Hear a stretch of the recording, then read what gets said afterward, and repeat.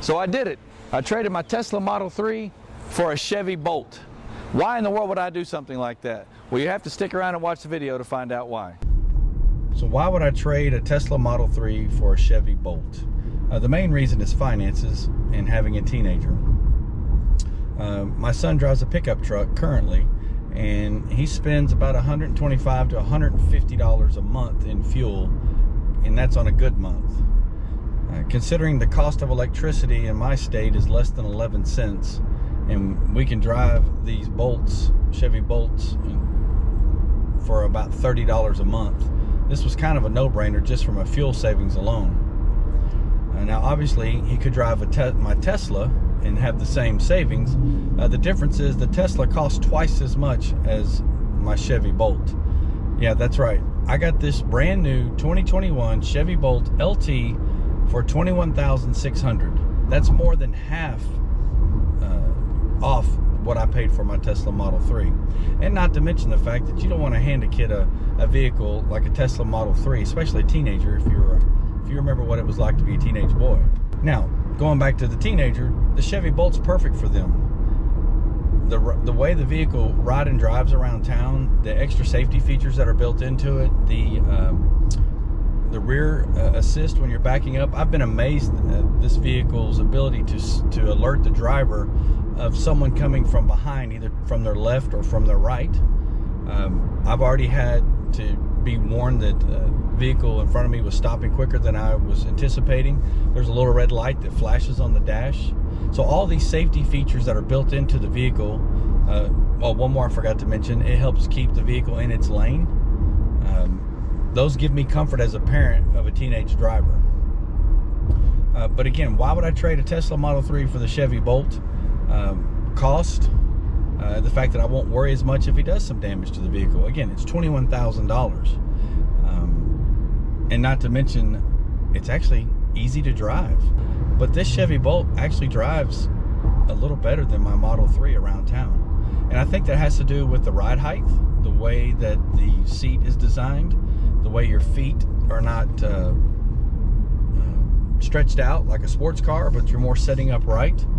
The steering, the handling, the vehicle handles really well. It's a subcompact, so it's so easy to park. You can whip this thing in a parking spot and nothing flat. This little LT is great as far as being able to haul things, especially teenagers carry equipment for sports. Often they carry their friends, so the storage area in the back is great. It's got a little subfloor there for give you extra room. You can seat 5 people. Now, if I'm being fair, Chevy has skimped on the comfort of the seats. Really wish that they would have spent a little bit more money on the padding and the design, but they actually look really well. I like the design of the seats. They've done a good job with the entertainment display. It's very large, but it's not iPad-y like the Tesla. It's more user intuitive, I believe, based on how we are used to driving cars. I like the heads-up display where the Tesla Model 3 doesn't have one. That is something that I missed having while I was driving the Model 3. Let's talk about the one-paddle braking. At first, I thought this was a really dumb design, if I'm being honest, but I've actually started using it. I think you just have to drive the vehicle for a little bit to understand its value. Once you get used to driving with one pedal, you really don't want to take your foot off the pedal and move over to the brake pedal when you can just squeeze with your left hand this paddle brake. This car is definitely a sleeper. And what I mean by that is a couple of things. One, when you first see it, you're not going to appreciate it. You're going to be like, that car? You want me to drive that? So, but then when you get in it and you start driving it, it's like, oh, it's kind of fun to drive. That's one reason why I would call it a sleeper. You're just not expecting it to be as good as it is. The other sleeper aspect of it is when you're out in traffic, people don't realize that you have the ability to take off really quick. And so they don't try to cut you off. And for whatever reason, when I was in my Tesla, it seemed like people cut me off all the time. Or they made it where I couldn't merge easily. This little car, I've already been able to just real quick whip in front of folks, zip up. because no one expects this car to be able to perform like it does. Now, GM needs to put, I think, better front tires on it, and it's something I need to look at because I find myself spinning the tires a little too much. Of course, it's front wheel drive. It probably has something to do with it. Maybe these cars aren't made to handle that much torque. But that's something to consider whenever you do drive one of these vehicles. So one of the features the Bolt has on it is the lane assist. And we'll give it a test here. See how it pushes us back to the middle of our lane. Let me see if I can get it to do it again. And it's real subtle. So it's not overly intrusive like the Tesla. The Tesla would really dart you back. This one, it's subtle. It doesn't beep at you, doesn't get mad at you. As you can see, it went lane to lane on that one. And no beeping, just takes care of business. Something I really appreciate about the lane assist that this Chevy Bolt has. So from a ride and drive perspective, the Chevy Bolt really stands out with its instant torque, or one pedal driving. Of course, I have the camera on me. I don't know how well it's going to translate, but I'm going to punch it, and you maybe will see how it kind of throws me back in the seat. So pretty impressive. Okay, we're about to go over some railroad tracks, which are normally pretty rough in my Model 3 and in my pickup truck. And I'll have to say that I was very impressed going over those railroad tracks. And again, I think it has to do with the weight of the vehicle and the short wheelbase. That was really smooth for a pretty rough railroad track. Now we're gonna go 0 to 60. So we're gonna time it starting now. I'll tell you when we reach 60. 60. Not bad. I think they advertised 6.5 seconds. Obviously, we can look on the YouTube video later to see how long that took. I don't know if you heard, but the tires did spin ever so slightly. The entertainment system, the sound system in the base model LT is actually pretty good.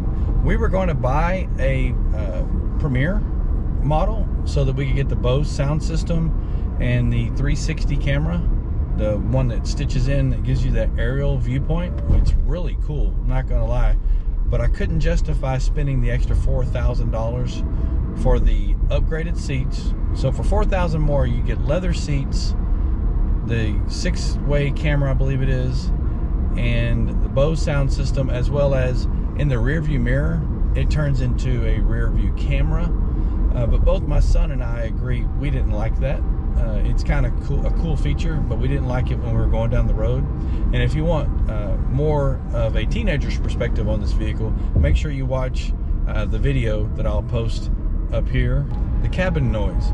I tested the cabin noise at 75 miles an hour, and it ran about 75 decibels. And that's on par for what I had with my Tesla. Speaking of noise, one of the features that this vehicle has is a pedestrian warning system. I did not have that in my Tesla because I bought it before Tesla was installing those. With this one, it's a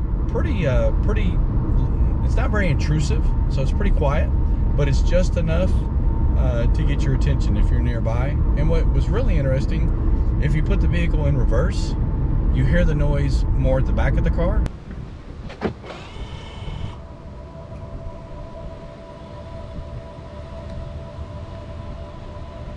If you put the vehicle in drive, the noise shifts to the front. Not sure how Chevy did that or if I was hallucinating, but I tested it multiple times to make sure I was right.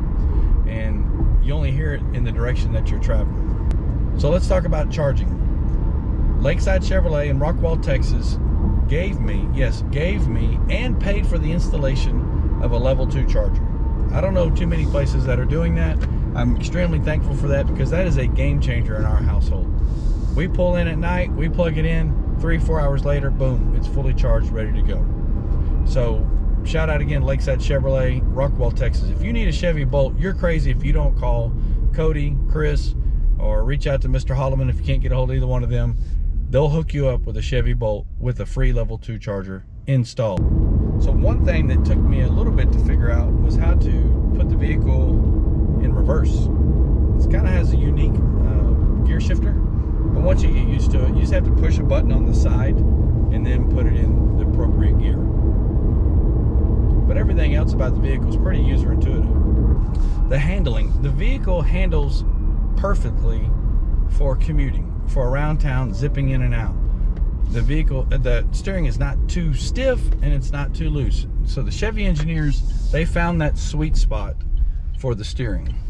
Would I buy the vehicle again? I can answer that unequivocally, yes. $21,600 with a level 2 charger installed is a no-brainer. We're getting almost 4 miles per kilowatt, and that's driving it very aggressive to see what this vehicle can do. We pretty much drive it all the time in sport mode. Okay, so if you've watched the video up to this point, I really appreciate it. And if you want to see more videos like this or be notified, make sure you hit the subscribe button at the bottom. And do me one more favor. If you do subscribe, would you just leave me a comment that says that you did so? Later on down the road, I plan on drawing people's names at random that have subscribed and left me a comment, throw you some swag. And when you subscribe, it helps me make more of these videos in the future. So again, thanks for watching CO2 Free, and we'll see you next time.